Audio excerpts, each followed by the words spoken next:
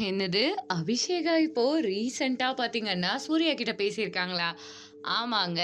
இப்போ Abhisheka title winner ஆயிட்டாங்க. அவங்களுக்கு ரூ. 1,00,00,000 வீடு கிடைச்சிருக்கு. இது நெறைய பேருக்கு பிடிச்சிருக்கு. ஒரு சிலர் விமர்சனம் வச்சுட்ருக்காங்க. ஆக்சுவலா பார்த்தீங்கன்னா, அவங்க மேடையில கிராண்ட் ஃபினாலே டைம்ல கருப்பு மூவியில் இருக்கக்கூடிய கருப்பசாமி சாங்க பாடியிருக்காங்க. அத கேட்ட உடனே மகாலிங்கம் ஸ்டேஜ்ல போயிட்டு அந்த குழந்தைய தூக்கியிருக்காரு. அது மட்டும் இல்லாம இத பத்தி சூர்யா கிட்டயும் சொல்லியிருக்காராம்.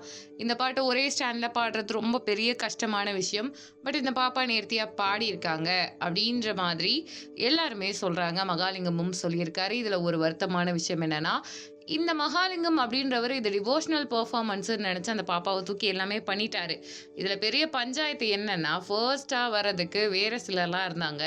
பட் இந்த பாட்ட ரொம்ப ஹைப் பண்றேன்னு அவருடைய ரோட்ல அதாவது மேடையில பண்ண அவருடைய பெர்ஃபார்மன்ஸ்னால அபிஷேகாவுக்கு இப்ப பிரைஸ வேண்டா வெறுப்பா தூக்கி குடுக்க வேண்டியதா போயிடுச்சுன்னும் சிலர் சொல்றாங்க. அண்ட் சூர்யா கிட்ட அபிஷேகா பேசின மாரியும் சொல்லப்படுது.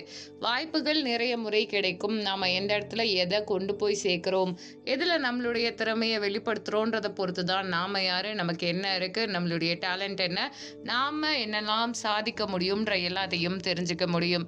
இப்போ ரீசென்ட்டா அபிஷேகா அவர்கள் ஜெயிச்சத தாண்டி ரூ. 1,00,00,000 வீடு அவங்களுக்கு கிடைக்க போறத பத்தி எல்லாருமே சந்தோஷப்பட்டுட்டு இருக்காங்க. சிலருக்கு வருத்தம். அவங்களுக்கு பிடிச்ச சில சிங்கர்ஸ் வந்துட்டு முன்னாடி வரலன்னு.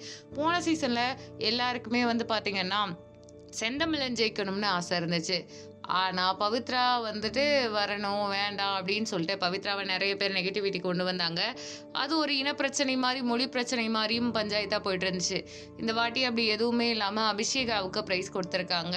எப்படி வந்துட்டு போன சீசன்ல அந்த குட்டீஸ்லயுமே வந்துட்டு நல்லா பாடக்கூடிய குழந்தை, ஆனா பழைய பாடல்கள் பாடுற குட்டி பையனுக்கு பரிசு குடுத்தாங்களோ, அது மாதிரி தான் இந்த வாட்டி அபிஷேகாவுக்கும் பரிசு கொடுக்கப்பட்டிருக்கு. இத பத்தி உங்களுடைய கருத்து ஏதாவது இருந்தா கமெண்ட் பண்ணுங்க. நம்ம சேனல லைக் பண்ணுங்க, ஷேர் பண்ணுங்க, சப்ஸ்கிரைப் பண்ணுங்க.